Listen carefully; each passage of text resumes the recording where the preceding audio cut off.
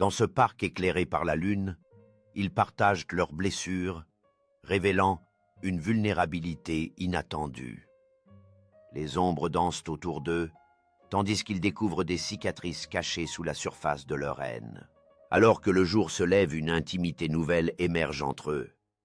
Les histoires de leur passé tissent un lien fragile, mais prometteur, remplaçant peu à peu la haine par une compréhension partagée. Ils se détestaient dès la première seconde. Pas une petite antipathie banale, non. Une haine viscérale profonde, presque instinctive. Lui voyait en elle l'arrogance incarnée. Elle voyait en lui l'échec qu'elle refusait de devenir.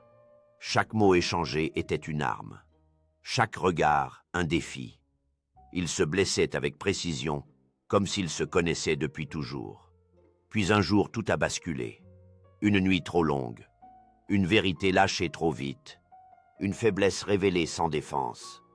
Ils ont découvert que derrière la colère, il y avait des cicatrices. Derrière l'orgueil, une peur immense d'aimer et de perdre.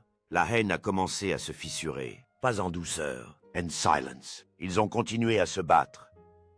Mais cette fois, leur dispute cachait des regards qui restaient trop longtemps.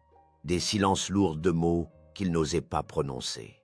Jusqu'au jour où l'un a failli perdre l'autre.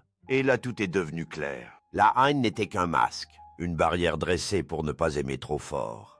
Ils se sont choisis, pas parce que c'était facile, mais parce qu'ils savaient que personne d'autre ne comprendrait leur tempête. Ils se sont aimés avec la même intensité que leur haine.